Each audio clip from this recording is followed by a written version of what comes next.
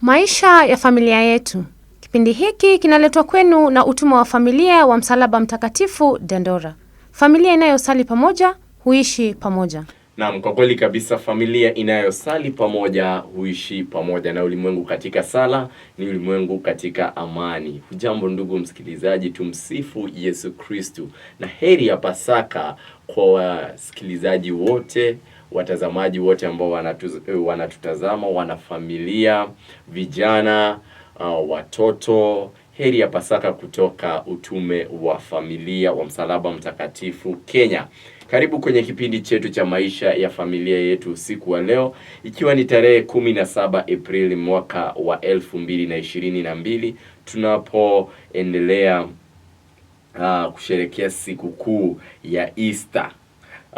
Kwa kweli kabisa, Yesu amefufuka, na haleluya ndio wimbo wetu. Hii ikiwa ni Radio Waumini 88.3. Jina langu ni Samuel Washira Kigondo, na leo ikiwa ni Jumapili ya Pasaka ama Easter Sunday, tutazidi na kuelimisha zaidi na kiini cha huu mwezi. Lakini kabla hatujaendelea zaidi, tumuombe Mwenyezi Mungu atujalie neema ya kuendelea na kipindi chetu usiku wa leo, na pia tuzidi kumuombea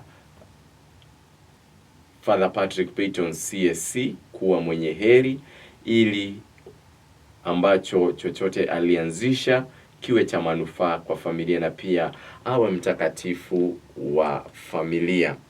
Kumbuka ndugu msikilizaji, Father Patrick Peyton CSC ni mwanzilishi wa utume wa familia, na kwa jina lingine anaitwa Rosary Priest. Kwa jina la Baba, la Mwana na Roho Mtakatifu. Amina. Bwana wetu Yesu Kristu, Padri Patrick Peyton CSC aliyatoa maisha yake ya ukuhani kuimarisha familia duniani kwa kualika wasali pamoja kila siku, hasa Rozari. Ujumbe wake huo ni muhimu kwetu leo kama ulivyokuwa wakati wa maisha yake duniani. Kwa hiyo tunakuomba umkubali afikie daraja la kuwa mwenye heri, ili Wakristo waamini duniani kote wazidi kukumbuka ujumbe wake kwamba familia inayosali pamoja huishi pamoja. Waige mfano wake wa kujitolea kwa mama yako na mama yetu Bikira Maria. Hatimaye wakukaribie katika maisha yao yote kwa ujasiri na upendo. Tunaomba hayo yote kwa njia ya Kristu Bwana wetu. Amina. Atukuzwe Mungu Baba, Mwana na Roho Mtakatifu, kama mwanzo na sasa na siku zote na milele. Amina. Kwa jina la Baba, la Mwana na Roho Mtakatifu. Amina. Ndugu msikilizaji, kipindi hiki kinaletwa kwako kwa hisani ya utume wa familia wa Msalaba Mtakatifu Kenya, ambao wanahifadhiwa na shirika la Msalaba Mtakatifu. Tunazidi kuinspire, promote and foster the prayer life and the spiritual well-being of the families all over the world, and bringing them to pray together and supporting them through different ways. Kwa hivyo ndugu msikilizaji, tunaendelea na kiini ambacho ni cha huu mwezi, Awakening Fathers in the Family and Society, uamsho wa baba katika familia na jamii. Ndugu msikilizaji, Jumapili ambayo imeweza kupita, tulifaa kuwa na ambaye aliweza kuanzisha hiki kiini, lakini tukaingiza somo la wiki takatifu, na nilivyoahidi kwenye Jumapili ambayo iliweza kupita, tutakuwa na yeye ili tuweze kumalizia kwa vipindi viwili ambazo ni za huu mwezi. Kwa hivyo katika studio siko peke yangu, niko naye mgeni ambaye tulikuwa na yeye ili aendeleze kiini hiki na tujuze mengi zaidi kuhusu Awakening Fathers in the Family and the Society.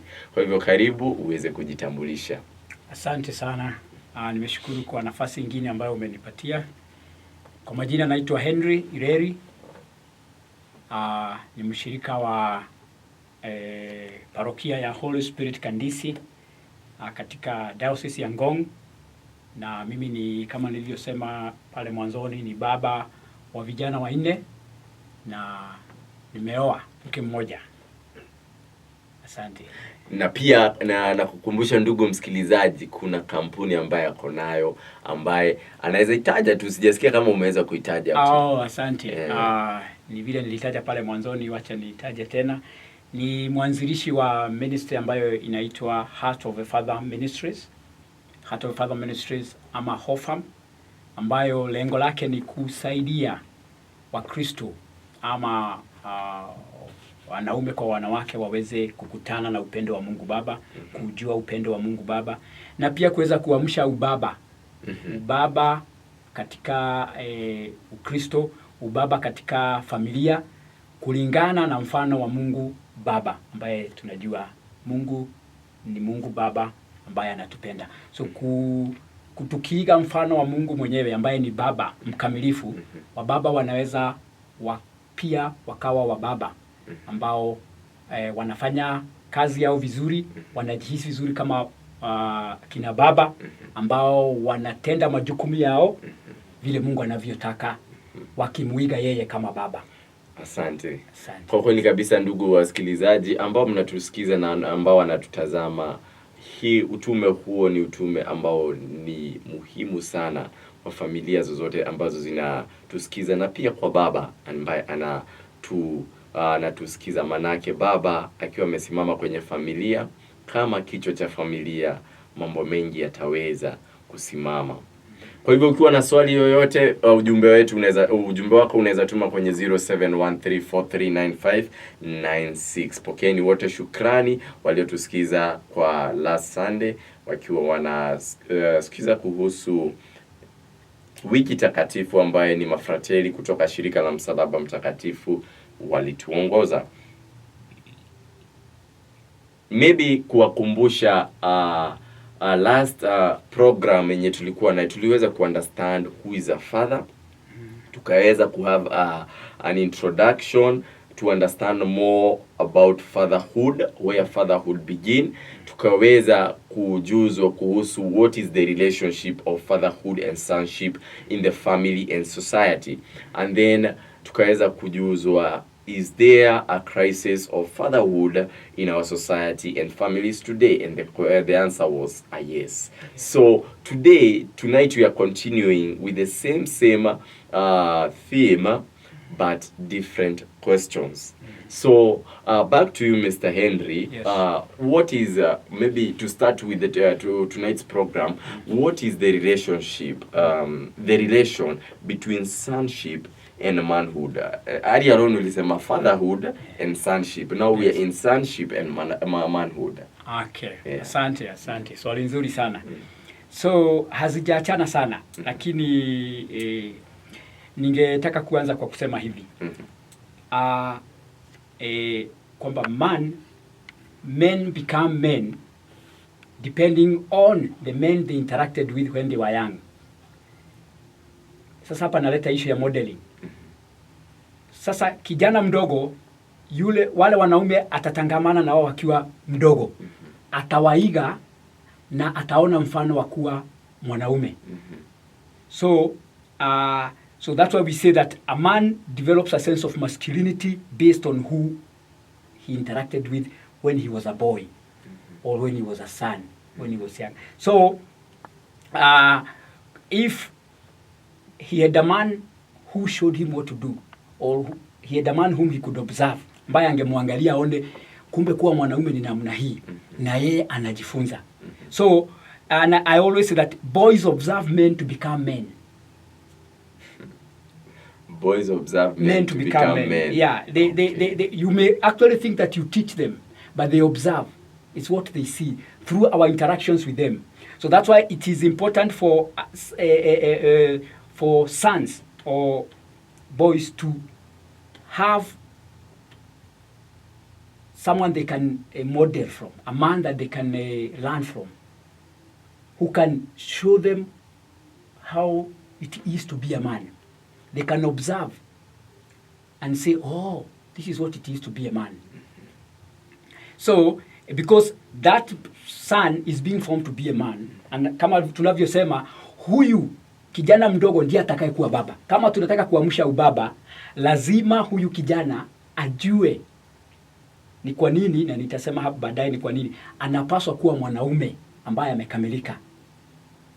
Mwanaume ambaye anajua kwamba ni mwanaume amekamilika, na anajihisi kwamba mimi anajua ni nini kuwa mwanaume ama kuwa mtu mzima ambao sasa ndio tunaita mwanaume. So it is important for sons to interact with men figures to develop a healthy sense of masculinity, yani a healthy sense of who they are as men.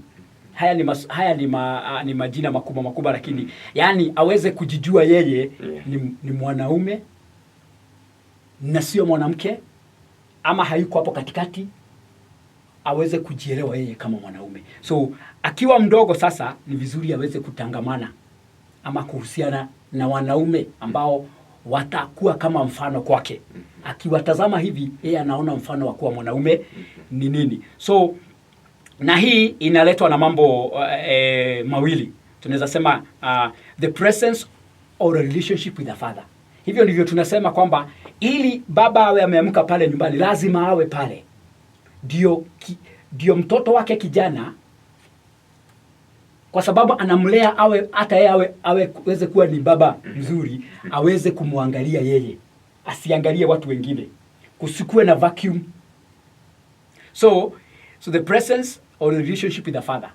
So the problem is, shida iko hapa kwamba in many families the presence there lacks this firm ama presence of a father that is being felt.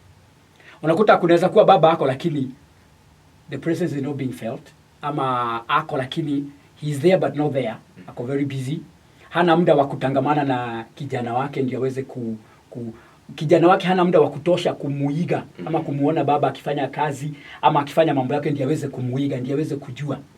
Hata Yesu alikaa na baba yake mlezi pale kazini, akamwangalia vizuri kwa miaka mingi. Walifanya kazi na yeye. So naamini kwamba Yesu pia alikuwa anajifunza kutoka kwa Mtakatifu Yosefu kuwa mwanaume. Na ndio maana Yesu hakuanza huduma yake akiwa mchanga bado. Ilibidi afikishe miaka mpaka 30 kwamba amekomaa vizuri. Ameweza kujifunza, ameweza kuiga na ameweza kujijua yeye ni nani kama ndio ni mwana wa Mungu, lakini alikuja kama mwanaume, so akaweza kujua yeye ni nani. What we need is, we need a presence or we need a relationship. A boy or a son needs a relationship or the presence of a confident and emotionally present father or a man figure. Kama hakuna baba pale, kama kweli familia zingi kweli kujafanikiwa kuwa na baba pale, basi ni jukumu pia la ule mzazi yako kuhakikisha kwamba yule mtoto anaweza kutangamana na mwanaume ambaye ako karibu na yeye, ndio aweze kujifunza nini? Kuwa mwanaume. Aweze kutazama na kujifunza kuwa mwanaume. So the presence or the relationship with a confident and emotionally present father or a man figure, if father is not there, especially for the women who are bringing up a sons without their fathers, for some reasons that only God knows. So, and reasons are there which are valid. Yes. Maybe the father ran away or refused responsibility, or maybe the marriage broke down, or did not work. True. Which are valid reasons that are understood in the society. Yeah. So what are the qualities of a well-formed man, for example? Ni kutaja tu kidogo. The qualities of a well-formed man ni kwamba he has a strong sense of masculinity. Anajua mimi ni mwanaume. Yani anajihisi kwamba na anajua kwamba mimi ni mwanaume. Hakuna kitu kingine katikati pale. If you may allow me, nowadays you have heard of all kinds of groups. Yeah. Sijui kama naweza taja hapa. Unaweza zitaja. Kama ile tunaita LGBTQ group or society. Hii ni wale wanajiita kwamba ni kuna lesbian, gay, bisexual, transsexual, na kule Marekani wameongeza mpaka Q. Yani kusimamia kwamba kuna wale hawajijui kabisa. Yani inasimamia there is a question. It is questionable. Hajui yeye ni mwanaume ama ni mwanamke.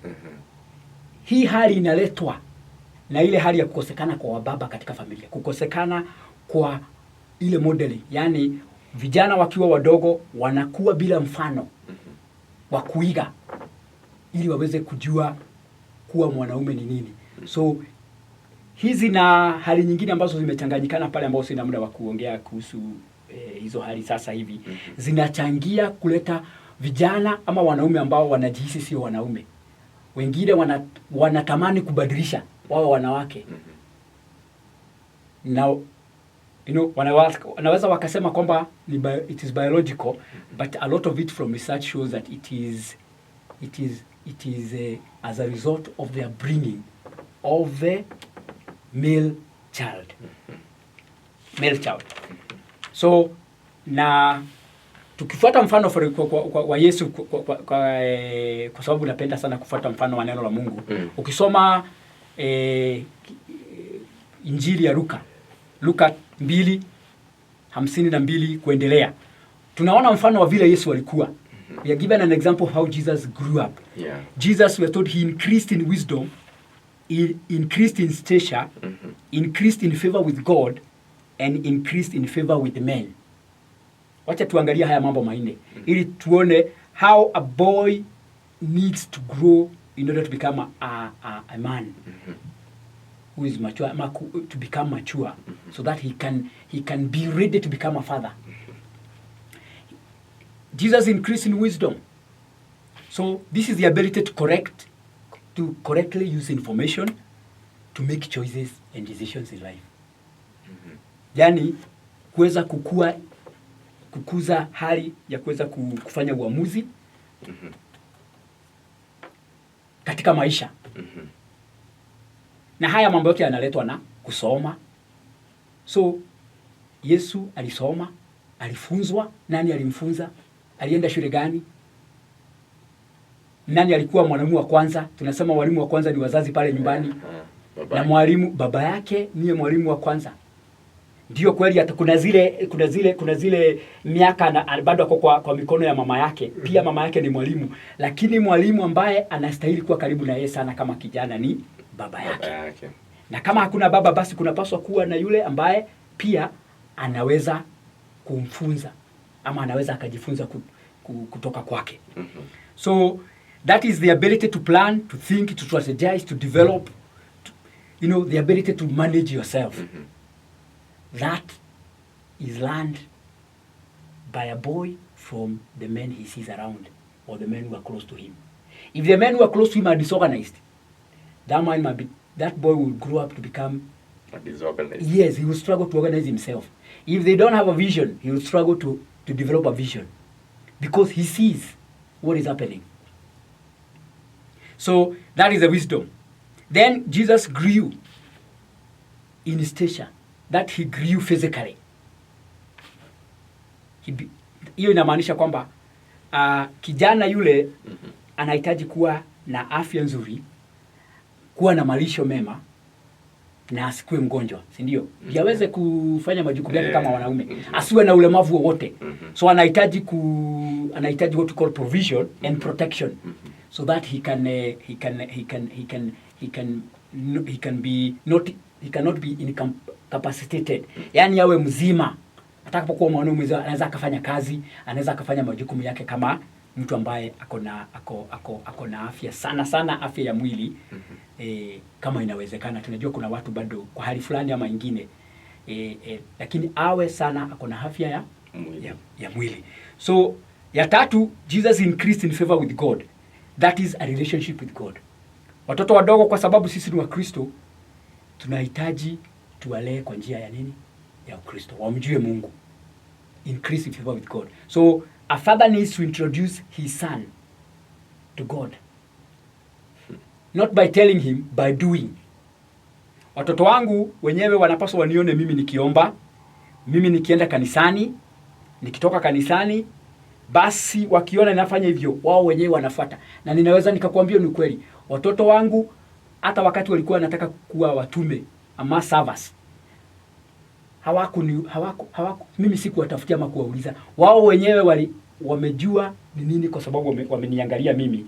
So ilifika mahali wakasema, Daddy, I want to be a masava, mtoto wa kwanza. Wa pili naye akafuata hivyo hivyo. Sasa kwa sababu nini? Wameiga mfano, wameona huo mfano. Jambo la nne ni kwamba Jesus increased in favor with men. Haya mambo naongea kwa haraka haraka, ni kuna mambo mengi ambayo sisemi, lakini nikitaja hivyo utaweza kuelewa kile ninavyomaanisha. So favor with men means connection. This boy or son must be able to connect with the world, outside the family. He must be able to connect with other men, connect with other people, and be able to make a meaningful contribution to the society. Yes, connect with the world, be able to see, analyze, make decisions, and take a stand. And that means make a contribution to society. Unless he connects, he cannot make a contribution. So those are the things that a son or is supposed to model from a man. To be able to see, to be able to learn. And when these values are cultivated in the boy, then when he becomes a man, he will become a man who is mature. Who is mature, who is able to function as a father when he becomes a father. Wow. So the image of a man or a father in the boy's life, or when he's young, is very important. The image of a man, because he learns to be a man by observing men. And that's where now the relation comes of sonship and manhood. Yes, and something else I did not mention, allow me to mention this as I finish, is that the presence of a father or a man figure in a boy's life helps him draw him out. It's like a magnet. It draws or pulls him out from the cover of his mother.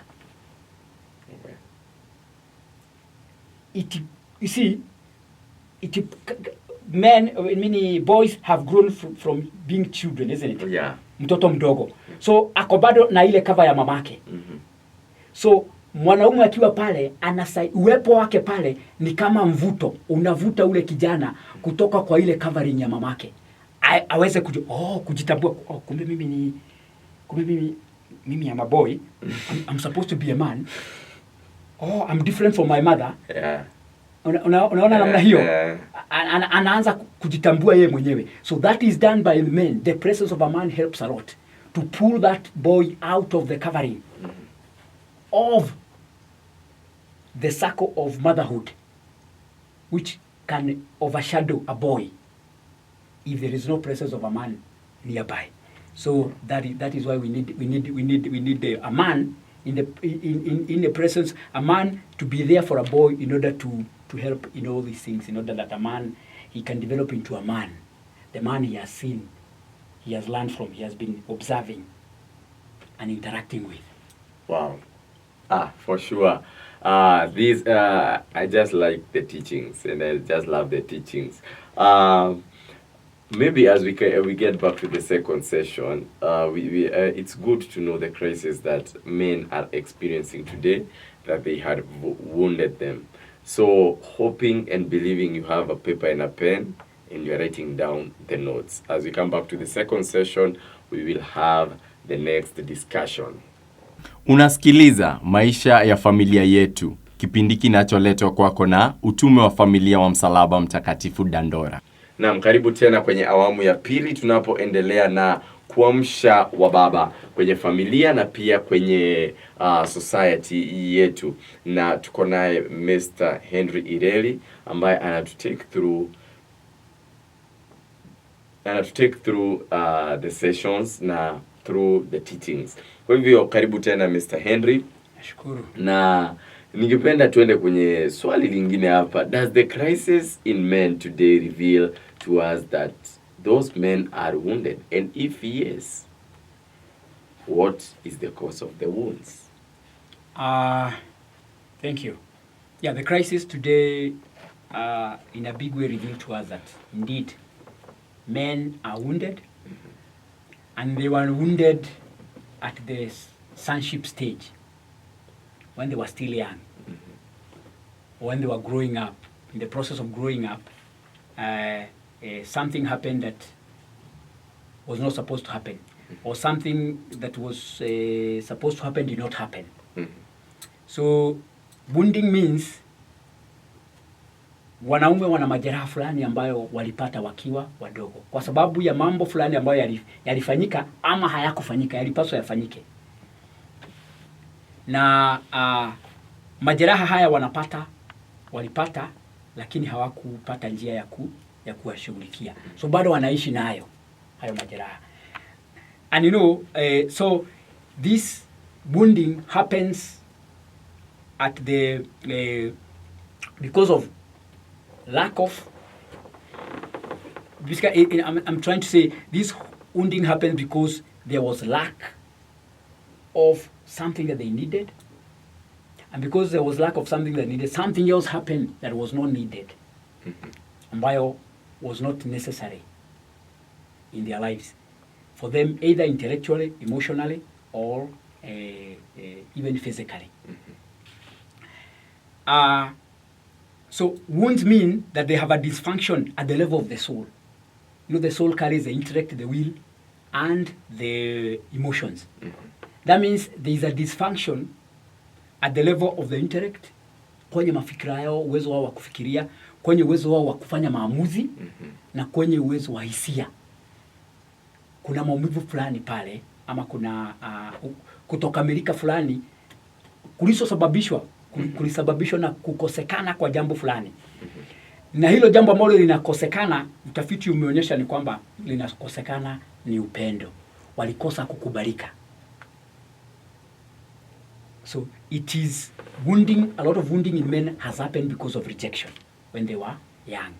Either by their fathers or the man figures in their lives, or it can even happen because of rejection by their mothers. It happens. That one, it can come from both ways. Just to quote someone I was reading who said that a disproportionate number of males are rejected kids.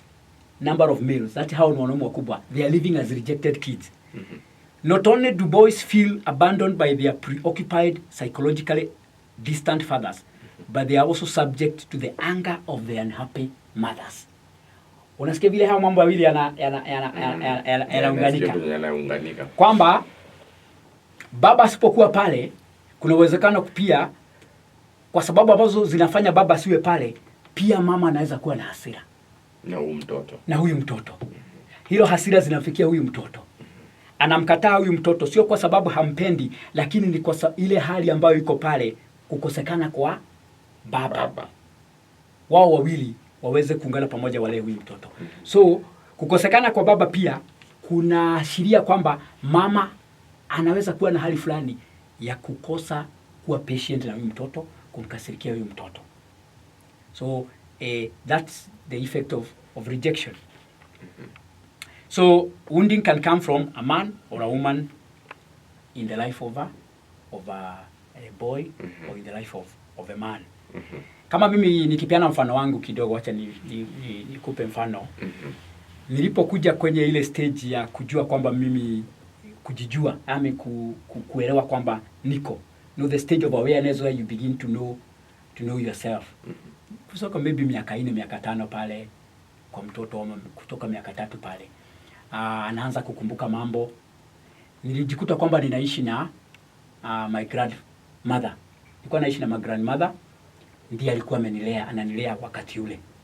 So mimi sikuona chochote ambacho ni kibaya. Unajua mtoto akiwa mdogo haelewi nini naendelea kabisa. Anaona mambo iko sawa. Yule ambaye amemuona ndiye wanakaa naye, huyo ndio mzazi. So mimi nikaendelea kukaa na shushe yangu kama mzazi. Lakini so nikaanza shule ya nursery na nikaendelea. Lakini pale nimalizie nursery school, siku moja kutoka kucheza kule, nimefika pale nyumbani. Nimekuta my grandmother ameniambia, shosho ananiambia kuna mgeni amekuja. Akaniambia kwamba kuna mama yako amekuja. Unajua hilo lilikuwa ni jambo geni kwangu. Nilielewa kidogo kwamba niko na mama ambaye ako mbali, lakini kwa sababu sikukaa na yeye, hakuna connection. Mimi nilikuwa ninajua shosho ndiye mzazi. Sasa nikachanganyikiwa. In fact nakumbuka vizuri. Nilipofika nyumbani, sasa niletwa wageni wamekuja, mgeni akija lazima aletwe umsalimie. Yeye anakuja kunisalimia akiwa amefurahi sana, lakini mimi namwangalia tu kwa sababu nilishindwa, hamna connection. Juu hakuwa ameishi na mimi, aliniacha kwa shushu nikiwa mdogo, kwa sababu mimi nilipatikana ama nilizaliwa akiwa bado ako shule na shughuli zake za kujikuza. So ilibidi majukumu iachwe na nani? Iachwe na shushu. And that happens in many homes today, where girls or women get children and they leave them to be brought up by their parents. Yeah, their parents. Their parents or their grandparents. Which is okay because they are doing the best that they can. But the fact is, there is no presence of a mother. Lack of presence. Sasa, that huyu mtoto atakapo kwenye at the level of the soul, the soul will interpret that emotionally. It will be interpreted as rejection. Kule kukosa ule upendo wa mama ulipokuwa unahitajika. Ndio maana nilisema majeraha yanatoka kwa sababu kuna kitu kilikuwa kinahitajika hakikuweko. Mimi nilihitaji mama nikiwa mdogo niweze kuconnect naye kama mama, lakini hakuwepo. Kwa sababu zinaoeleweka, lakini hakuwepo. Hakuwepo. Siwezi mlaumu, lakini hakuwepo.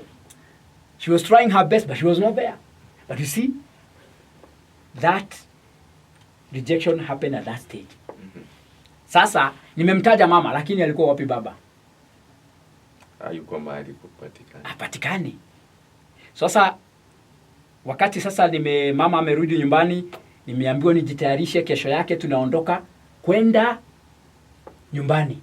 Sasa nimeambiwa tunaondoka kwenda nyumbani. So nikajitayarisha vizuri, nikatayarishwa sawa. So kesho yake tukaondoka kuelekea nyumbani. Nyumbani sasa ni kule mama mwenyewe alikuwa ashaolewa, ana mume na pia ana watoto wengine. Wakati ule nilikuwa ninakaa na shushu, kumbe aliolewa na akapata watoto wengine. Sasa I'm going to be introduced to a new home where there is a father who is supposed to become my father and my sisters. It's a new thing here.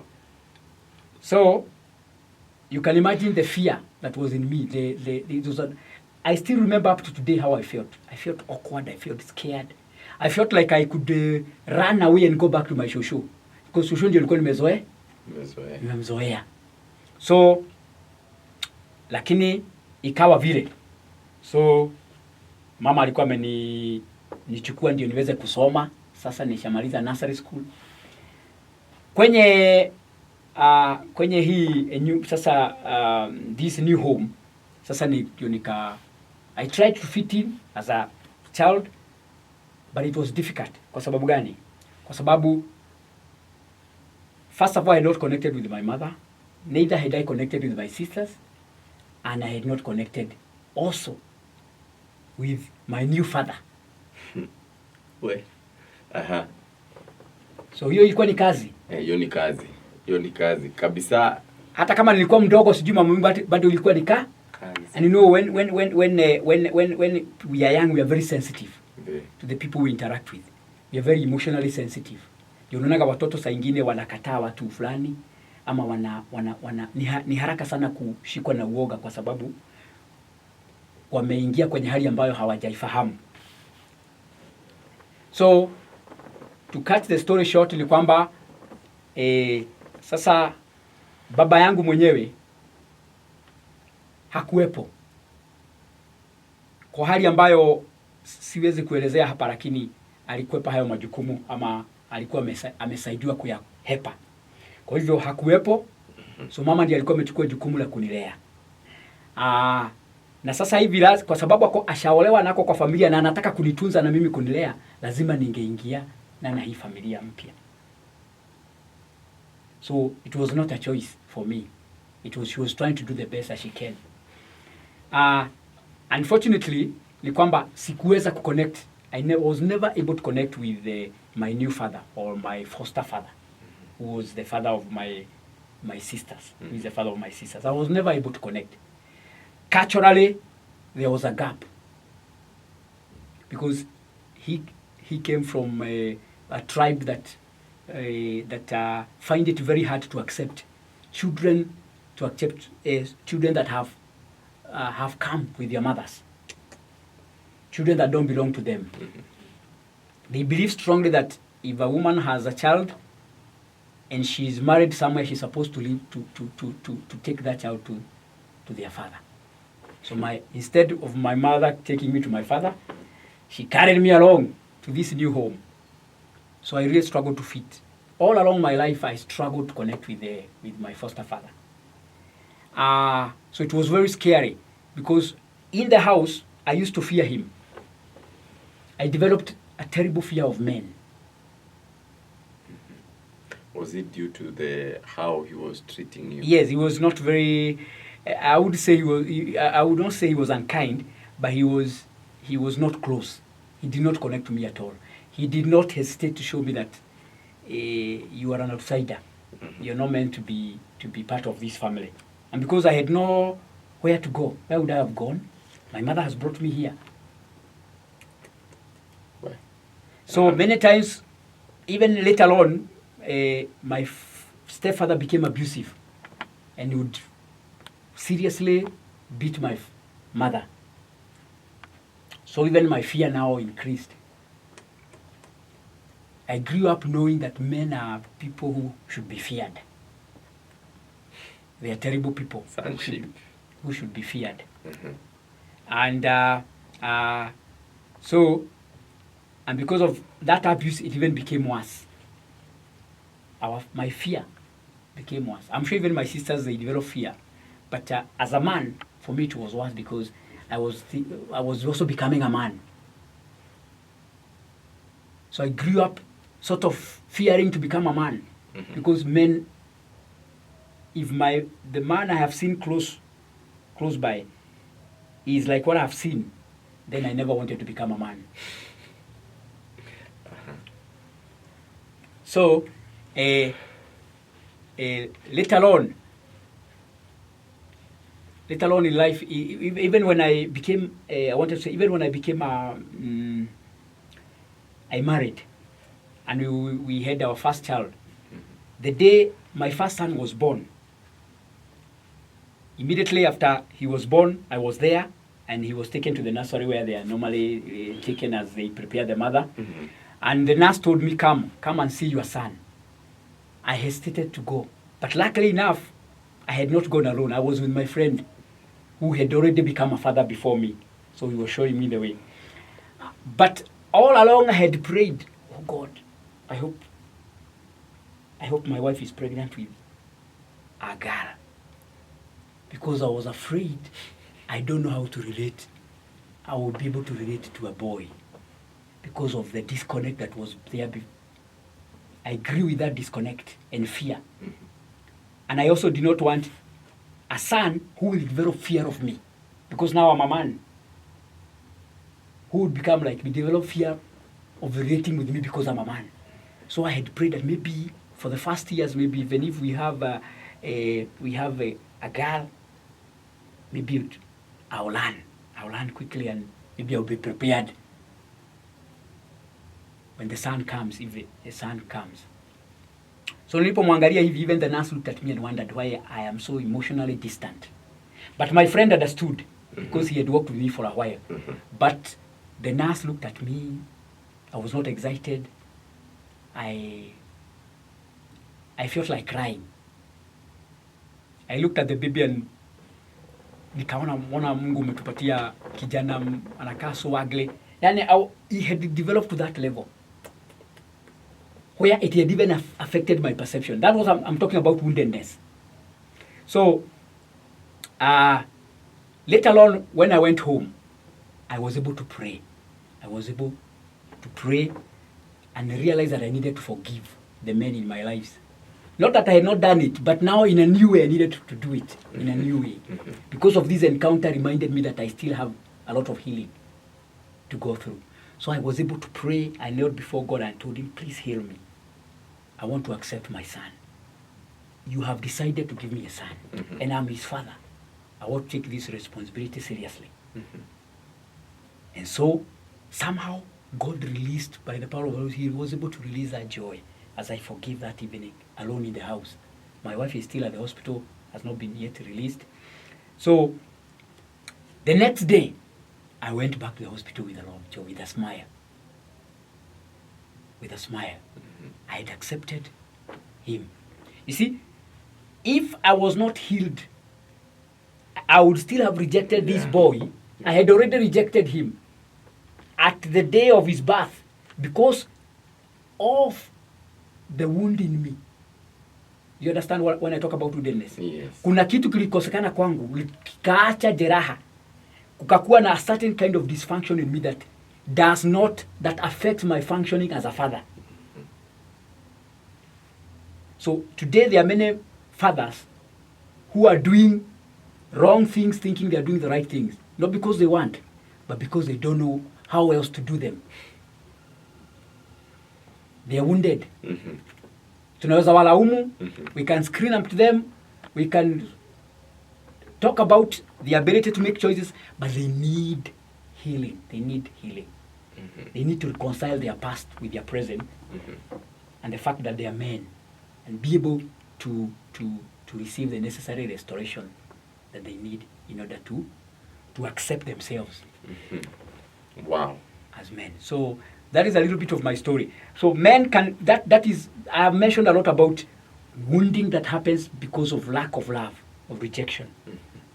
Upendo wa baba ama mama. But also there is a wounding that can happen, this wounding that comes as a result of rejection can happen because, for example, of single parenthood, failed marriages, or a father who is absent, or a father who is present but absent. You understand what I'm saying? Yes. Ako lakini hako. Hayuko. Anaonekana lakini is unable to connect. Is what I said the other day, lack of a confident, emotionally present father or parent. That who is able to, who understands who he is and is able to connect with his children or with his sons. Now that we are talking about awakening fathers. So the other woundedness stems from our cultural upbringing. Kuna wengi tumepata majeraha ya vile yale elimu ambayo tulipata kutoka kwa culture, our culture. Very true. Yes, from our culture. For example, culturally, a man is portrayed, the image of a man is that of a man who is a male domination. A man must be on top. A man must be winning. So these values, or this value of this image of a man who is dominating, who is domineering, can wound a man when they grow up. For example, nowadays mambo imebadilika mingi. Unakuta men were taught to value competition over cooperation. They were taught to value doing, performing over belonging or being. They were taught to win apart from enjoyment. They were taught to be an individual, to be individualistic rather than belong in a group. Men have been taught or learned through our culture to blame rather than take responsibility. So for example, if a man has learned that to be a man I have to compete, the day he fails or the day someone else wins, he's wounded. He has been taught to be a man who must be successful. The day he fails, he's wounded. He can be depressed because he thinks he's not a man. Wow. So, and many others that time will not allow us to mention. I think because of time, we need to have part 3 of this. Because at least you have tackled about the woundedness of men, and your testimony, Mr. Henry, it's really inspiring. Na naamini ya kwamba ambaye anatusikiza kama mwanaume ameweza kupata mawili matatu, basi usitie kikomo, lakini eka alama za dukuduku kuonyeshana tutaendelea na part 3 tarehe 24 April ndio tutaendelea, ama wiki ijayo. Kwa hivyo ndugu msikilizaji, na kushukuru kwanza Henry kwa hayo yote umeweza kutufunza, na natumai ya kwanza kwamba tutakuwa na wewe Jumapili ambayo ijayo. Kwa hivyo ndugu msikilizaji, kipindi chetu tunapokimalizia, ni vyema kama mtu anataka kukupata Mr. Henry, atakupata kwa njia gani? Ukitaka kunipata unaweza kunipata kwa nambari ya simu.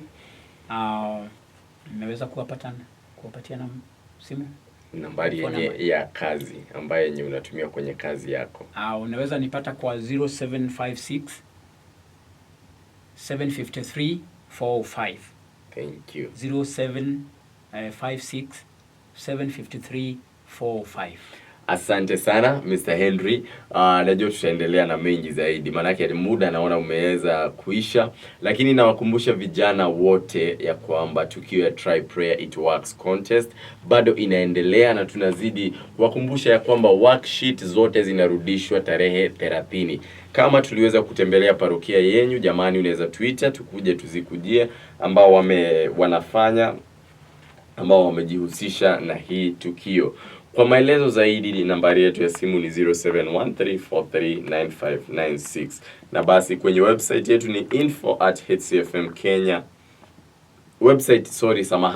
Website yetu ukitaka kuona maelezo zaidi na product zaidi ambazo tuko nazo ni www.hcfmkenya.org. Jamani, Mungu akubariki, uwe na usiku mwema. Majina yangu ni Samuel Washira. Umekuwa ukisikiliza ujumbe wa maisha ya familia yetu ukiletwa kwako na Holy Cross Family Ministries Dandora. Holy Cross Family Ministries wanawahimiza Wakristo kusali na kuishi pamoja katika familia kwa nguzo 3, yaani imani, sala na ndoa takatifu. Kwa maelezo zaidi, wasiliana nasi kwa nambari 0713439596. Familia inayosali pamoja huishi pamoja.